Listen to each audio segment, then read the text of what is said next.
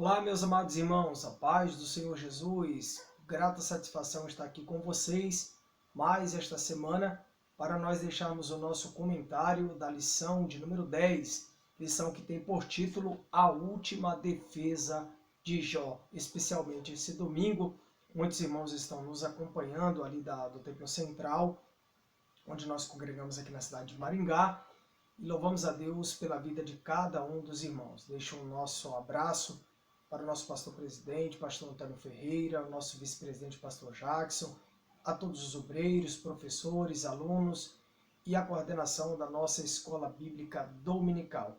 A você que não é inscrito no nosso canal, te convido a se inscrever, deixe aí o seu comentário, a sua pergunta, deixe o seu like, ative os sininhos das notificações e toda semana nós estamos aqui gravando este vídeo para deixar a nossa gota, de conhecimento da palavra de Deus. Uma lição especial, uma lição onde nós estamos aprendendo sobre a soberania divina, a limitação humana, a fragilidade humana, e agora nós vamos estudar a lição de número 10, que tem por título, como já falei, A Última Defesa de Jó. O texto áureo está em Jó, no capítulo 31, e versículo de número 4.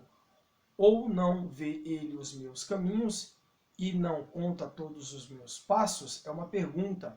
Verdade prática: ao olhar retrospectivamente para o passado, lembre o quanto Deus trabalhou nele. As verdades práticas dessa lição, destas lições do trimestre, são maravilhosas, né? São verdadeiras lições práticas. Todas as vezes que a gente vai fazer um excurso da nossa história, a gente precisa ponderar o quanto realmente Deus trabalhou nele. Para a gente começar o comentário desta lição, eu quero convidar você que está aí nos assistindo nesse momento à nossa palavra de oração. Toda semana aqui a gente começa com uma palavra de oração ao nosso Deus, Todo-Poderoso, que tem nos ajudado, que tem nos guardado e que tem nos abençoado num ano tão difícil como o ano de 2020. O ano de 2020 realmente não é para iniciante, né? Foi um ano aí de muita labuta, o ano ainda não acabou, mas Deus tem dado a sua graça. Vamos para a palavra de oração. Soberano Deus e eterno Pai, muito obrigado por este momento especial que temos de falar contigo, através de falar de Ti através desse veículo, né, onde a tecnologia nos proporciona ministrar a Tua palavra e aprender também, Senhor, a cada dia, a cada semana, estudando um pouco mais da Tua palavra e compartilhando com os irmãos. Fica conosco nesta aula e que os frutos dessa manhã venham a reverberar para a eternidade, em nome de Jesus. Amém. Não sei nos outros canais, né? Mas aqui nós sempre temos uma palavra de oração antes de começarmos a nossa lição. Na semana você teve a oportunidade de ler, então, de segunda a sábado, versículos para o seu elevo espiritual. A nossa leitura bíblica ela está em Jó no capítulo 29, no capítulo 30 e no capítulo de número 31. É Jó falando, né? É Jó discursando, é Jó prosseguindo na sua parábola e dizendo: quem me dera ser como fui nos meses passados, como nos dias em que Deus me guardava. Talvez Jó declama essa poesia, essa parábola, essa oração,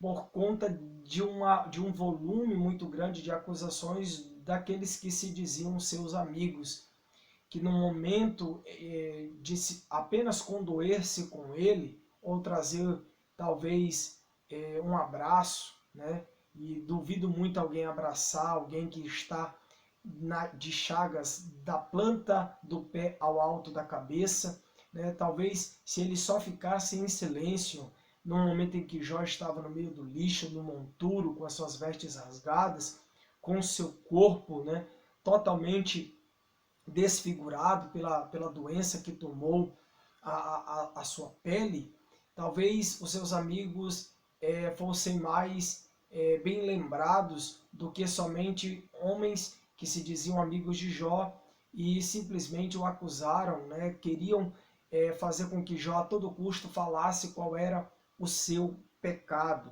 E ele continua: quando fazia resplandecer a sua candeia sobre a minha cabeça, e eu, como a sua luz, caminhava pelas trevas. Jó fez uma retrospectiva e viu que num passado bem breve, né, não tão distante, o quanto ele era abençoado. Ele passou a refletir em todas as bênçãos a qual o Senhor tinha alcançado aquele grande patriarca, aquele homem muito grande no Oriente para a época, né?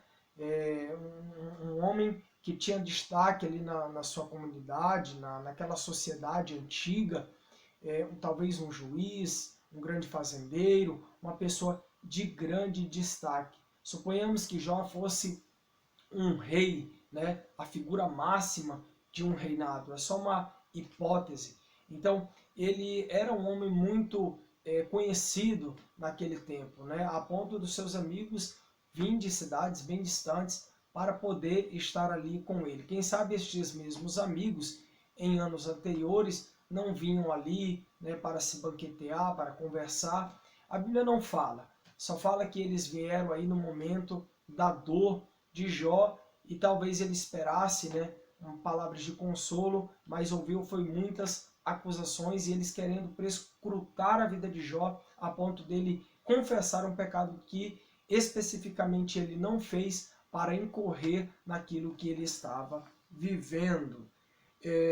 O capítulo de número 30, né? Mas agora se riem de mim, os de menos idade do que eu, e cujos pais teria desdenhado de pôr com os cães no meu rebanho. No capítulo 31, fiz concerto com os meus olhos, como pois os fixaria numa virgem?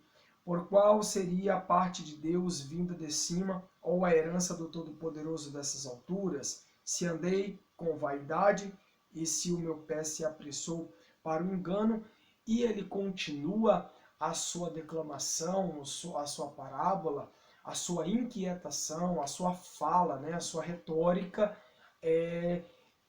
colocando ali também o seu coração na presença de Deus e tentando entender tudo aquilo. O objetivo geral da nossa lição hoje é mostrar que Jó, profundamente afetado pelo sofrimento, ele vai fazer essa retrospectiva, né? Ele vai relembrar, vai bater aquela nostalgia no patriarca do seu passado de glória. Temos também 3 objetivos específicos. Primeiro, mostrar que Jó lembra os tempos passados, quando era visto e reconhecido socialmente por todos. Quem não se sente feliz quando é reconhecido, né? Até um hino aí que diz que eu não quero ser reconhecido por ninguém. Mas a gente fica todo inflado aí quando alguém reconhece um trabalho bem feito, quando alguém elogia, quando alguém fala que estamos num caminho certo, quando a gente está, por exemplo, na faculdade, que vamos bem em uma matéria e alguém diz, nossa, como você é proativo nessa matéria, quando você desenvolve o seu trabalho na tua empresa, quando os teus funcionários da empresa que você tem te reconhecem como um bom patrão, quando tua esposa reconhece você como um bom marido, os filhos reconhecem você como um bom pai, nós temos assim uma gama de situações que de repente o ser humano vai se sentir valorizado, vai se sentir benquisto, vai se sentir abraçado. E talvez Jó, de uma forma muito nostálgica, ele vai relembrar, né, de toda aquela situação que envolvia aquele patriarca e de repente ele era reconhecido pelos seus funcionários. A gente estudou aqui nas primeiras lições, né, falamos aqui numa estatística, num cálculo muito basilar, de quantos funcionários Jó tinha, por exemplo, para cuidar de 500 juntas de boi, né, de 3.000 camelos. Era preciso uma demanda para poder cuidar daqueles animais, para colocar para tomar água, para colocar para comer, né? Havia vários servos ao seu dispor. Quando a gente vai ver os ataques contra a vida de Jó, você percebe funcionários que escapam das grandes tragédias e que um vai dando a notícia e já vai chegando outro, pressupondo um número de servos que ele tinha para cada função ali que teria que desempenhar, seja com ovelhas, seja com jumentos, seja com camelos. né? E os próprios filhos também que vêm a falecer. Então ele estava em volta de toda uma estrutura financeiramente muito próspera, familiar, aparentemente muito próspera. Então Jó tinha tudo ao seu dispor e agora ele está na miséria. A sua esposa olha para Jó e fala assim: olha, amaldiçoa teu Deus e morre. Ela não entende por que está acontecendo tudo aquilo. Uma mãe que perde 10 filhos de uma vez é um colapso, né? Há uma complexidade nessa questão de Jó, há um sofrimento assim inimaginável para um homem, né, que viu os seus filhos nascerem, ajudou a sua esposa, né, ensinou os seus filhos, viu eles crescendo, viu eles amadurecendo, viu a união deles, porque se banqueteavam, né, de tempos em tempos na casa de algum irmão. Então toda essa estrutura ela vem cair, ela vem arrebentar, ela vem desabar, e o profeta aí, o patriarca, melhor dizendo, Jó, ele não vai conseguir talvez entender nesse primeiro momento. Segundo objetivo específico, contrastar o estado passado de Jó com o presente, quando se tornara motivo de escárnio. Uma vez ele é visto como o grande homem do Oriente, e agora ele é visto como uma pessoa totalmente desprezível que pecou contra Deus. Terceiro objetivo específico, elucidar a insistência de Jó na defesa da sua inocência. Estamos diante de um tribunal. Jó precisou preparar uma defesa para ele. Talvez havia aqui 3 promotores, 4 com Eliú, né?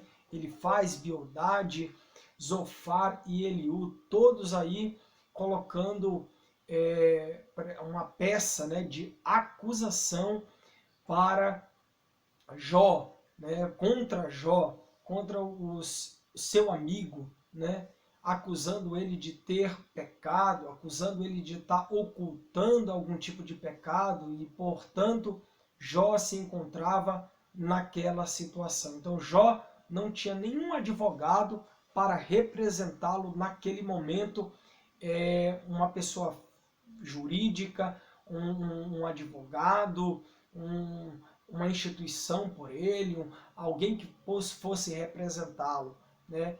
Somente Deus, e entendendo, né, como um justo juiz, né, entendendo a figura de Deus como alguém que sabe julgar retamente, Jó só tinha ali a figura de Deus naquele momento, né? Nós não colocaremos aqui a pessoa de Jesus por conta de que os papéis da Trindade eles são muito bem definidos, né? A gente sabe que Jesus é Deus, mas em que neste aspecto aqui, no Antigo Testamento, nesta história, a figura de Deus é a figura que aparece desempenhando um papel na própria confrontação que Satanás faz, né? E Deus muito justo, muito sábio, né? Um Deus todo-poderoso, um Deus transcendente, um Deus imanente, um Deus que conhece todas as coisas, onipotente, onipresente, onisciente, conhece o homem, conhece a estrutura de Jó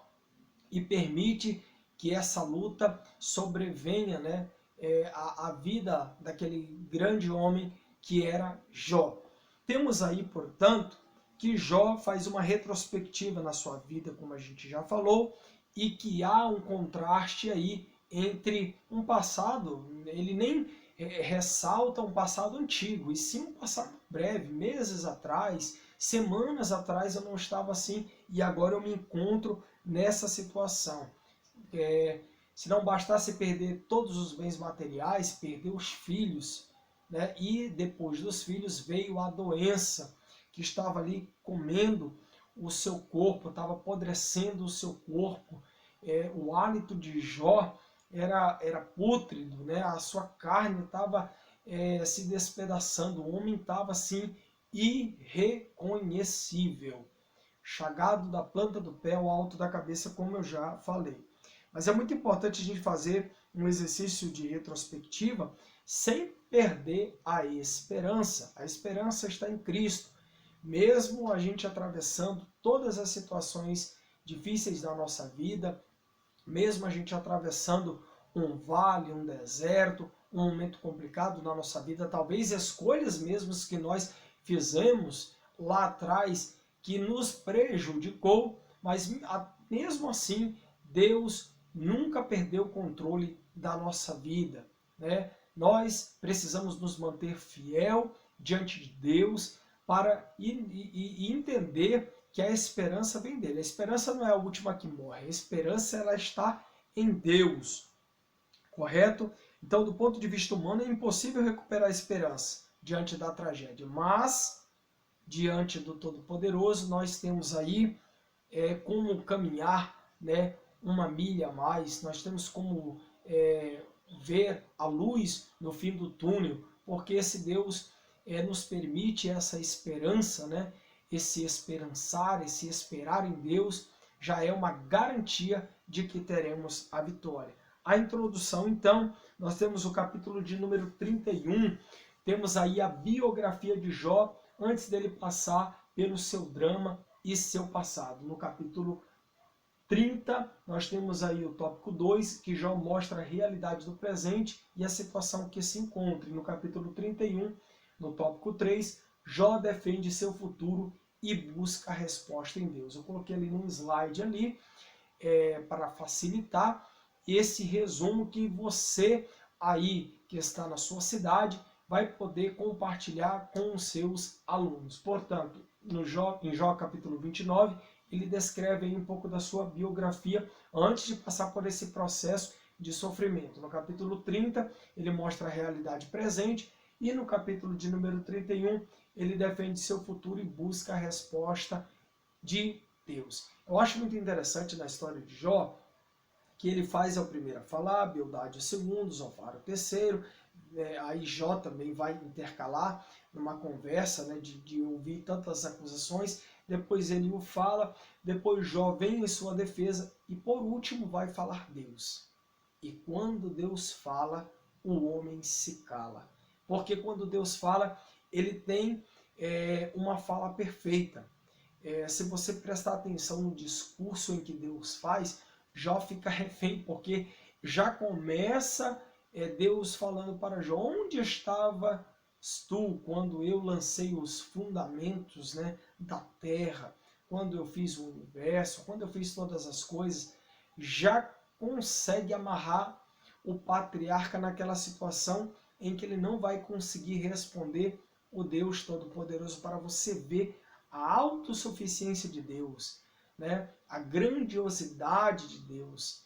Você consegue perceber aí como Deus é grande, como Deus é soberano, como Deus ele é eterno, como Deus ele não tem começo e não tem fim, correto? Então nós temos aí nesta lição a lembrança que Jó tem da sua prosperidade material, da sua prosperidade familiar, da sua prosperidade comercial, da sua prosperidade social, todas os vieses da vida de Jó, né? Todo esse leque, todo esse cabedal, essa estrutura que Jó tinha em várias áreas da vida dele, parecia assim quase que perfeita, né?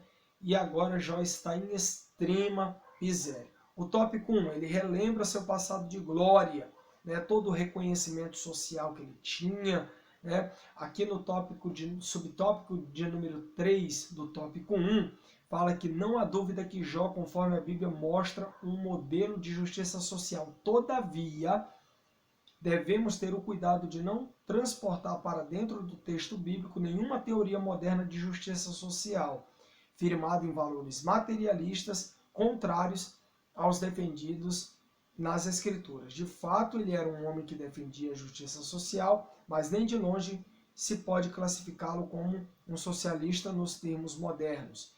Isso seria forçar o texto e ir além do que está escrito e sobrepor o pensamento político da Bíblia. Na verdade, o que a Bíblia descreve sobre o patriarca é que ele era um homem com um senso de justiça, obviamente, e ele era um homem justo dentro daquele que ele poderia fazer de repente pelos seus servos, né? Quem trabalhava, ele dava a devida paga. Quem servia ali ele, com certeza ele era um homem correto, mas ninguém está aqui maximizando uma ideologia socialista. A gente não pode sair linkando determinados conceitos práticos que temos na atualidade e fazer aí uma miscelânea com aquilo que a Bíblia, né, realmente está dizendo, porque isso aqui é uma história real que aconteceu e isso aqui não é uma discussão política, isso aqui é uma situação real que este homem está vivendo, de intenso sofrimento em todas as áreas da vida, como a gente vem falando todas as aulas, e o que ele coloca aqui como justiça social era que Jó sabia, obviamente, entendia, né, quais eram os seus direitos, quais eram os seus deveres, o que ele precisava, né, fazer por aqueles que estavam sob seu comando. Ele relembra, o tópico de número 1, ele relembra toda essa prosperidade que ele tem em vários pontos da sua vida. Só para que você tenha ideia, esse sentimento de nostalgia que vai remontar meses atrás e até um passado talvez mais distante, ele vai lembrar até da comunhão que ele desfrutava com Deus. Ele não simplesmente faz uma retrospectiva num plano racional, num plano econômico, financeiro. Como eu era abastado financeiramente. Eu já vi uma vez um irmão contando quase que um testemunho, né? Porque ele estava passando por uma fase e 90% do testemunho dele foi só falando que antes ele era bem financeiramente, que ele tinha carro, que ele tinha casa, que ele tinha apartamento, e agora ele perdeu tudo, mas ele sentia falta. Mas na verdade, e pouco se falou de Deus, que Deus o guardou, que Deus estava com ele, e a gente não pode pisar assim nesse solo, né, tão frágil a ponto da gente esquecer de tudo aquilo que Deus fez por nós. Só de Deus nos ter dado a vida já é motivo suficiente para a gente agradecer Ele toda a nossa história, correto? Então eram lembranças de um passado que não existia mais e ele lembra que Deus o protegia, ele lembra das bênçãos sobre a família, enfim.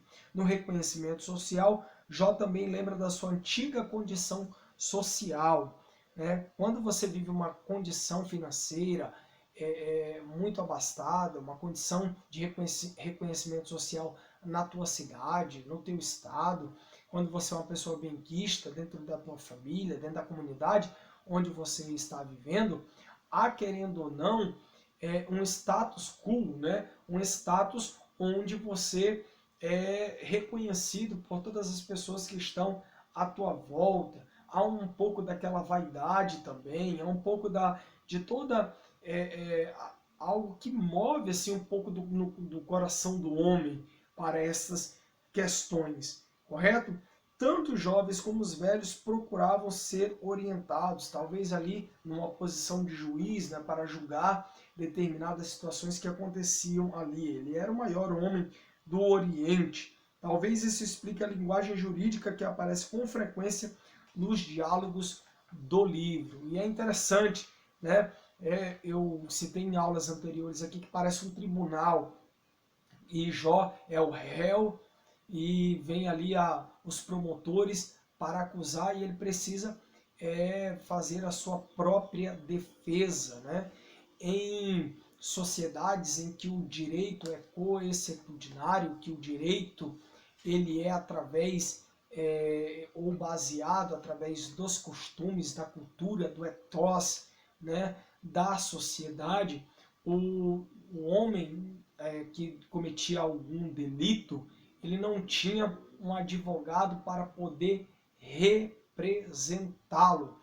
Na Roma antiga, o advogado, ou a figura de quem posteriormente seria o advogado, era visto como o indigno, porque ia representar a pessoa que havia feito o delito, né? O agente que cometeu a infração, aquele que veio para transgredir o preceito legal. Então nós temos essa linguagem um pouco rebuscada dentro da poesia e dentro do livro de Jó, mas é muito interessante. Quando você estuda direito, quando você começa a estudar sistematicamente o que é o direito, o que é a norma, o que é a jurisprudência, o que são os costumes, o que é a doutrina, o leque de pensamento sobre determinadas situações, a interpretação de causas, a interpretação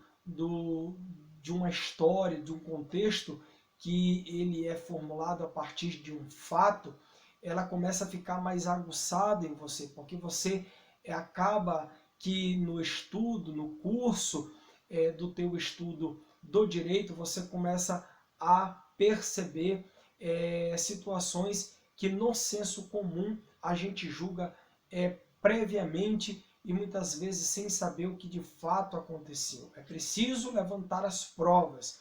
Quais eram as provas que os amigos de Jó tinham contra ele para o acusá-lo que ele havia pecado contra Deus? Era só porque ele tinha perdido os seus filhos, todos os bens materiais, os seus servos e a sua esposa, que agora está chorando, está vivendo o seu luto, de só eles olharem e colocarem, será que eram provas suficientes para eles poderem acusar Jó?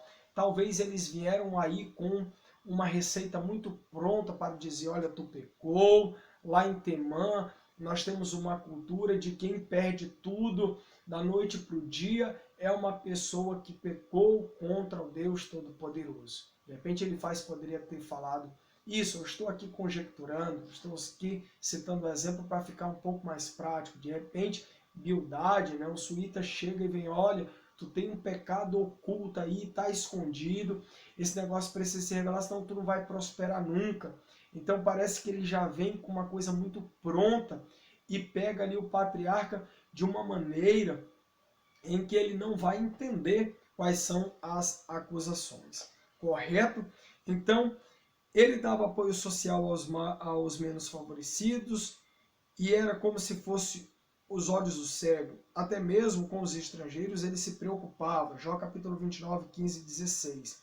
Tendo agido com justiça e equidade, nada mais natural que esperasse que seus dias terminassem em paz ao lado da sua esposa e filhos. O contrário disso, né? Não estava na sua agenda terminar a vida sem saúde, sem honra e sem paz com Deus. É por isso que o tópico 3 tem uma ponderação importante para a gente não colocar, atribuir ao texto sagrado ideologias que não tem nada a ver com aquilo que o patriarca foi. Na verdade, ao meu ver, a minha interpretação aqui pessoal é que ele era um homem muito abastado, um homem rico, né, e um camarada humilde. Essa é a verdade, é uma coisa que a gente não vê com muita frequência. Né? Geralmente quem tem muita posse, aí, tem muita grana, quer ter mais e faz pisar naqueles que não têm. Mas Jó não, Jó era um homem temente a Deus, desviava-se do mal, ele era um homem que fazia, né, a lição de casa, adorava o Senhor, orava pelos filhos, não era perfeito, mas ele era um homem que andava, né, em conformidade com aquilo que nós dizemos hoje, né, com a palavra de Deus. Ele andava em conformidade com os decretos divinos, ele tinha uma relação com o Senhor. Se Jó vivesse nos nossos dias, a gente diria isso. Jó, ele era um homem que andava, segundo o curso da palavra de Deus. E ele era, ao meu ver, quando a gente estuda a história de Jó, eu percebo ele um homem muito humilde, muito carismático, um homem centrado, um homem que sabia controlar e administrar os seus negócios, mas um homem que dava devida paga, né, para os seus servos, para os seus filhos. Pelo menos isso que a gente consegue extrair, inferir desse texto, correto? O tópico de número 2, você também vai ter o privilégio de trabalhar com os teus alunos. Felizmente aqui em Maringá, os templos estão fechados por 13 dias, aí, né, 2 semanas, e a gente assim lamenta, porque tem muitos bares abertos aí, né, de 6 aí até 10 da noite, né, e enfim, Mas é um decreto e nós, enquanto cristãos, nós temos um pastor na nossa igreja muito sábio e estamos cumprindo essa determinação aqui do município para não incorrer também em multa, né, a nossa congregação. Mas você que tem o privilégio de ir para a escola dominical, vá, não deixe de faltar, não deixe de ir à escola dominical, não falte, melhor dizendo, né? Não deixe de ir à escola bíblica dominical. Olha, meus amados irmãos, eu nunca pensei que nós viveríamos um tempo como esse. E eu acabei de citar esse exemplo. Olha que situação. Anos atrás a gente pregava, né? Muito de escatologia, aí a gente fala que no período da grande tribulação vai ser assim, vai ser daquela maneira, porque a própria Bíblia fala no capítulo de número 13, né?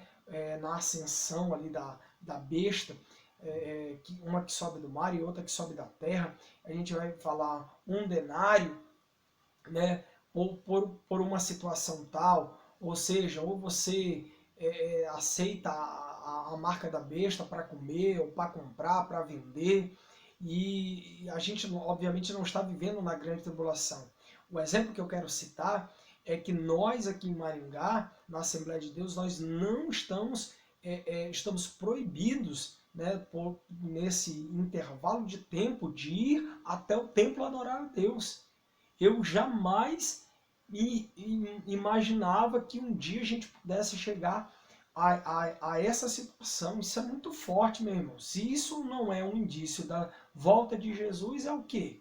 Né? É claro que a gente sabe que o prefeito aqui, ele está olhando para a questão da vida, porque a pandemia não acabou, a gente consegue compreender tudo isso, mas o comércio está cheio de gente, o shopping não fechou, né? Tem muita coisa fechada agora final de semana, mas na semana você vê a turma inteira aí na rua, meu irmão.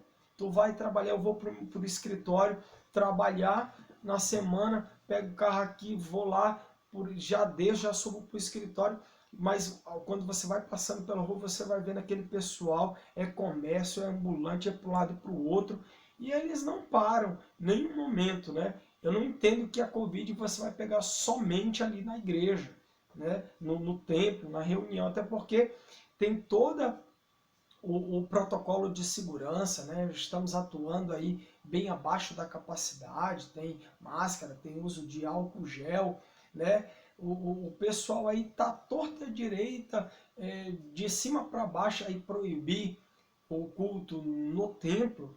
Meu irmão, então fecha tudo, meu irmão. Se é para fechar o templo, então que feche tudo. Mas não fecha, né? Não fecha porque daí tem uma série de situações.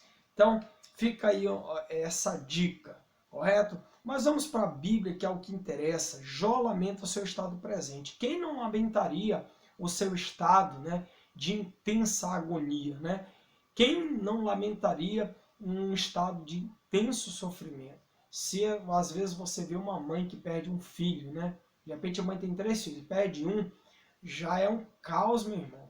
Você imagine 10, né? Você imagine um pai que vem a perder 10 filhos. Houve aquele desastre, né, na cidade de Mariana, lá em Minas Gerais, onde vidas, né, muitas pessoas morreram. Teve aquele desastre também lá em Minas, lá em Brumadinho, né, onde pais perderam seus filhos, e você percebe pelo depoimento daquelas pessoas que sobreviveram, que perderam seus filhos, uma dor intensa. Houve, né, aquela situação daquela professora que tentou salvar o maior número de alunos, mas ali naquela creche onde o homem tocou fogo, e uma mãe perdeu ali o seu filho, né, e ela no seu depoimento, na entrevista, estava totalmente abatida, foi somente um. Nós estamos falando de um sofrimento aqui no campo do inimaginável, porque é como eu falei, fiz algumas pesquisas, eu não encontrei, pode ser que tenha, se você encontrar, eu faço convite para você deixar aí no comentário, né, o link, mas eu não encontrei ainda uma reportagem que falasse na atualidade um pai e uma mãe que tivesse perdido 10 filhos de uma vez. né? Eu estou batendo nessa tecla dos filhos porque os bens materiais a gente pode até reconquistar novamente com o suor do nosso trabalho, mas a vida quem dá é Deus, quem permite, né, a vida, nós estamos aqui, é o Deus Todo-Poderoso. Ele conhece, né, todos os nossos dias aqui na face da terra. Então, após lembrar com tristeza sua antiga condição social próspera, Jó lamenta o ponto que havia chegado de miséria, né? No Antigo Oriente, os mais velhos eram objetos de grande estima. Isso aqui é interessante, porque ele era uma figura, além de rico, além de próspero, além de todas essas coisas que a gente já sabe aqui pela lição, ele era um homem muito bem quisto socialmente, né? Entretanto, Jó lembra que agora se riem de mim os de menos idade do que eu, e cujos pais eu teria desdenhado de pôr com os cães no meu rebanho. De homem respeitado, ele passou a ser visto como uma escória social, marginalizado, né? À margem da sociedade. Jó, portanto, lamentava estar no fundo do poço, literalmente no fundo do poço. Aí existe um abatimento físico e emocional, você pode estar trabalhando isso aí com os teus alunos de uma maneira muito específica, fazendo perguntas, citando outros personagens da Bíblia, de repente homens que passaram, né, por essa situação de um estado depressivo. A gente lê a Bíblia, parece assim que de uma forma muito superficial, e a gente não precisa necessariamente também, ao ler a Bíblia, psicologizar a Bíblia, filosofar, sociologizar a Bíblia. Todavia, a gente percebe alguns personagens da Bíblia que entraram em um estado de um estado depressivo. Por exemplo, Elias, né? Capítulo 19, versículo 4, quando ele se vai ao deserto, ele está com medo de morrer, irmão. E ele era um ser humano. Davi passou por angústias tremendas. E muitos outros personagens da Bíblia Sagrada que viveram ali o seu calvário, que viveram os seus momentos de agonia, né? Deus teria abandonado Jó. O sofrimento emocional de Jó refletia sua crença de que havia sido abandonado por Deus. Todavia, era também um reflexo de ter sido abandonado pelos homens. Se ele se sente abandonado pelos amigos que vai acusar, imagine se ele não ia se sentir abandonado por Deus, a qual ele não via, né? Tinha um relacionamento, esse relacionamento ele é pautado na fé, porque ele não consegue ver, ele não consegue apalpar, pegar, ele acredita em Deus, mas ele não consegue ver. E os amigos que ele veio viram as costas para ele, falando uma porção de acusações que ele não queria ouvir. Junto a isso, ele observou que seu clamor foi totalmente desconsiderado. Doía saber que havia ajudado muitas pessoas carentes e necessitadas de socorro, mas agora seu clamor por socorro ser totalmente ignorado. Verdade. Quantas pessoas ali ele julgou uma causa? Vamos supor aí que alguém furtasse ali uma ovelha, né, de um rebanho do seu vizinho. Aí este homem chegava até Jó e diz: olha, Senhor, julga a minha causa porque ele roubou ali o meu novilho, né, minha ovelha, o meu cabrito, e vai fazer falta para mim. E de repente Jó julgava a situação, né, dando o parecer favorável e imputando talvez uma pena, né, para aquela pessoa que furtou. Talvez o Código de Hammurabi, a lei de Talião, né, olho por olho, dente por dente, ele teria que restituir o novilho para o seu vizinho. Estou criando aqui uma situação hipotética. Então Jó talvez teria ajudado muitas pessoas, só que no momento do sofrimento teve ali 4 amigos que, em vez de ajudá-lo, né, fizeram foi colocar lenha na fogueira. Então, quantas pessoas não passam por esse sofrimento? Às vezes a gente, enquanto dirigente, pastores de igreja, ajuda tantas pessoas, né? E o pastor ele não pode ficar doente, o pastor ele não pode faltar culto, o pastor ele tem que ser um semideus, um demiurgo, porque se alguma coisa acontecer com o pastor, ele está em pecado, alguma coisa está errada. E na verdade o pastor é um ser humano, é um ser humano. correto? Terceiro tópico, o futuro em aberto de Jó. Jó em sua defesa ética sexual. Ai, mas como assim? Seus amigos se silenciaram, Jó sabe que nada está resolvido e o futuro ainda está em aberto. E ao querer mostrar a sua inocência, a primeira defesa que ele faz aí em relação ao comportamento ético sexual, dizendo que sempre se comportou com integridade em todas as esferas da sua vida. E os versículos de 1 a 4 do capítulo 31 mostram, por exemplo, que ele jamais permitiu desvios de comportamento sexual, fazendo uma aliança com os próprios olhos para evitar a luxúria, a impureza, quando olhasse para uma donzela. Segundo o ensino do Novo Testamento, somos estimulados também a fazer um concerto com os próprios olhos. Capítulo 5, versículo 27 e 30. Vamos abrir a Bíblia aí em Mateus, no capítulo de número 5, versículo de número 27 a 30, que nos diz assim: ouvistes o que foi dito aos antigos, não cometerás adultério. Eu, porém, vos digo que qualquer que atentar numa mulher para cobiçar, já em seu coração cometeu adultério com ela. Portanto, se o teu olho direito te escandalizar, arranca-o e atira-o para longe de ti, pois é melhor que se perca um dos teus membros do que todo o teu corpo seja lançado no inferno. Se a tua mão direita se te escandalizar, corta e atira para longe de ti, porque é melhor entrar com um dos membros do que se perder o teu corpo, né, todo aí lançado ele no inferno. Então, em Jesus, com Jesus o negócio é mais embaixo, né? A lei preconizava uma coisa, né? A norma fora instituída no passado e dita aos antigos e passada pela tradição oral, mas em Jesus, olha a sentença que ele dá, né? Eu, porém, vos digo que qualquer que atentar numa mulher para cobiçar, já em seu coração cometeu adultério. Essa é uma palavra diretamente ligada ao homem, né? O homem é muito do ver, o homem é muito no olhar, a mulher é mais no ouvir. Isso é cientificamente comprovado. E a palavra de Deus também dá base a isso. Então, nós precisamos prestar bastante atenção, né? E Jó, ele faz essa autodefesa, né? Até no sentido sexual eu não pequei. Eu procurei me portar.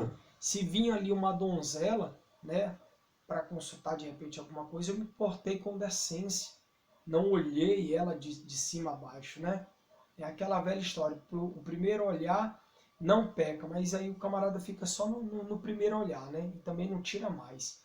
Então, é preciso ter um senso de justiça, ainda que a nossa justiça é comparada com um trapo de imundície, mas isso aqui, obviamente, em outro contexto, porque eu estou querendo dizer que a gente precisa entender que Jó faz uma autodefesa até nesse plano, porque ele está tentando investigar, na retrospectiva que ele faz da sua vida, ele está tentando investigar, mas onde é que foi que eu errei? Onde é que eu falei? Porque até as donzelas que vinham aqui, eu tratava elas de repente como se fossem minhas filhas. Eu não olhava para elas com um olhar de malícia. Poderia ser a mulher mais, a donzela, a moça mais bonita. Mas eu olhava ela de repente como se fosse minha filha. Estou parafraseando aqui o texto, né? O próprio apóstolo Paulo, em instrução ao seu servo, né, ao seu amigo, ao seu discípulo Timóteo, ele diz, olha, trata as moças da tua idade como se fossem as irmãs, as mulheres de maior idade como se fosse a tua mãe. Então Paulo também dá essa instrução, e você percebe que é uma instrução divina, né? É a palavra de Deus, é algo que nós, enquanto obreiros, precisamos introjetar. Uma vez eu fui numa palestra de casal, alguns anos atrás, com a minha esposa, e o pastor João César, lá de Ouro Preto, um grande abraço, pastor João César, né? E na palestra que ele trouxe para nós, foi sobre, ele associou, né, ao casamento como o pão de cada dia. Se nós temos alimento em casa, por que a gente vai, né, buscar coisa que vai fazer mal lá fora? De repente o camarada tem um pão em casa tão bem feito, aí ele sai para comer um salgado e passa mal. Né? Foi assim extraordinário a palestra dele. Fica a dica aí para os obreiros aqui de Maringá. Pastor João César, um grande amigo meu, vice-presidente da Assembleia de Deus lá em Ouro Preto, trouxe uma palestra de casal maravilhosa, né? Fazendo propaganda dele, que é um grande amigo nosso, um pastor muito bem centrado, e trouxe, né, o casamento na aplicabilidade da oração de Jesus, né? O pão nosso de cada dia, dai-nos hoje. Foi assim, extremamente importante. Até hoje me lembro da palestra, tenho aqui a apostila e foi muito legal. Então Jó, ele traça isso, não por maldade, mas ele traça por um perfil de comportamento em que ele faz uma retrospectiva e diz, poxa, eu não falhei também nesse aspecto. A sua defesa na sua ética social, entendendo que ética é princípio, tá? E princípios são imutáveis. Se um princípio ele é quebrado, aí não é mais ética, nós chamamos de antiética. Por exemplo, respeito é um princípio, é ético.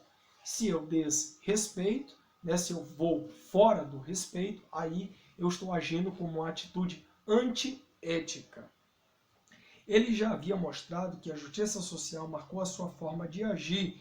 Todavia, ele se lembra que isso só foi possível porque procurou conduzir sempre os princípios de uma ética social. Por exemplo, ele sempre tratou o órfão e a viúva com humanidade, os escravos, mesmo sendo sua propriedade, tinha liberdade para os procurar e apresentarem suas queixas.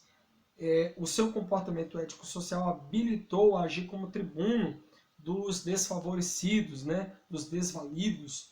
Lembramos também aí que a verdadeira religião, como Tiago afirmou, em capítulo 1, versículo 27, é visitar os órfãos e viúvas nas suas tribulações. Eis um dos fundamentos da ética social. Esse assunto de ética social, ele me fascina.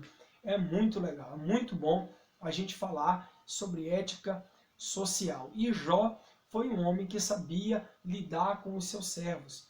Eu acho interessante que o autor aqui da lição traz a palavra escravo, que de repente a gente fala muito em servo, mas de repente poderia se caracterizar esse servo como um escravo. Mas o escravo aqui não é como nós entendemos a partir de uma perspectiva da escravatura no Brasil, que era necessariamente o negro, que ficava na senzala e aquela coisa toda. É claro que o servo, ele jamais sentava à mesa com o seu senhor, por mais assim, leal que ele fosse, jamais um servo poderia entrar na recâmara do seu senhor. Né? Existia também uma delimitação.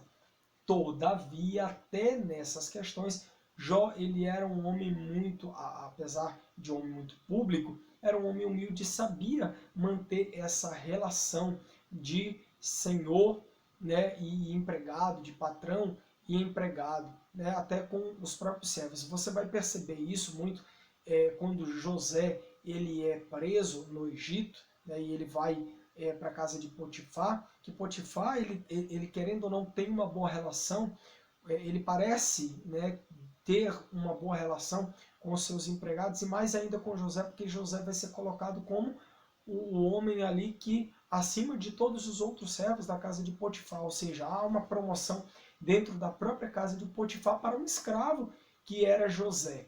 Né? Depois na cadeia, quando José é acusado, né, de ter abusado da esposa do faraó, porque essa foi literalmente a acusação, ela o acusa de havê-lo agarrado, e ele vai para a prisão. Até lá na prisão Deus guarda, preserva ele, e posteriormente ele se torna ali como que alguém que os presos respeitavam pela sua conduta ali dentro daquele local. Né? Você imagina, rapaz, o homem de Deus lá na cadeia, né? Hoje é inimaginável isso na nossa mente, correto? Jó busca a resposta em Deus. Jó se dirige de forma explicativa, quem me dera que me ouvisse. Mas na verdade Deus estava ouvindo, é porque o seu sofrimento não conseguia fazê-lo enxergar um palmo à sua frente. Como podemos nos apresentar diante de Deus e justificar nossos atos? Pela graça divina, por meio de Jesus Cristo, Filho de Deus, Ele mesmo nos justifica. Hoje é muito fácil, irmãos, para nós que temos a Bíblia, que temos aí Romanos, né? A gente pega a nossa Bíblia, abre em Romanos e sabemos que existe a justificação, né, dos nossos pecados pela pessoa de Jesus Cristo. Mas louvamos a Deus por esse momento especial que tivemos aqui com os irmãos falando da palavra de Deus, né? Olha aí, ó, meu filhão acordou aqui, né? Meu filhão acordou aqui e já veio para cá. Mas eu quero encerrar essa lição de hoje, e foi muito especial porque estou falando também para a minha igreja aqui de Maringá, né? Meus pastores, pastor Antônio, pastor Jackson, estou falando aqui com a coordenação da Escola Bíblica Dominical, e a você que é inscrito no nosso canal, a você que está nos acompanhando toda semana, você que não é inscrito, se inscreva, eu fico muito feliz. Você tem o privilégio de pegar essa lição neste domingo e aí compartilhar na tua cidade com os seus alunos. Se a tua cidade não tem lockdown, não tem nenhum tipo de proibição, e com todo o protocolo de segurança, Deus abençoe você, a sua vida de uma maneira especial, correto? Vamos concluir dizendo que vimos que Jó lembrou do seu passado abençoado e de como ele agiu com integridade. Nunca havia agido de forma injusta, né? E nem cometido nenhum pecado. Oi, meu filho. É isso, daqui a pouco a gente vai lá. Então, concluímos a nossa lição que a sua integridade estava intacta. Assim, ele acredita que chegou o grande momento de se apresentar diante de Deus e receber dele o verdadeiro veredito de um homem justiçado e inocente. Aí é quando Deus vai falar e a gente vai ver isso na próxima lição. Que Deus em Cristo abençoe o nosso coração, né, com o estudo da sua palavra. Melquizinho chegou aqui, olha o Melquizinho, ó. Eita, Melquizinho, ó a turma lá, ó. Dá um abraço assim, ó. Ei! Melquizinho está aqui, né? Deus abençoe então a todos os irmãos. Fiquem na paz do Senhor Jesus e até semana que vem.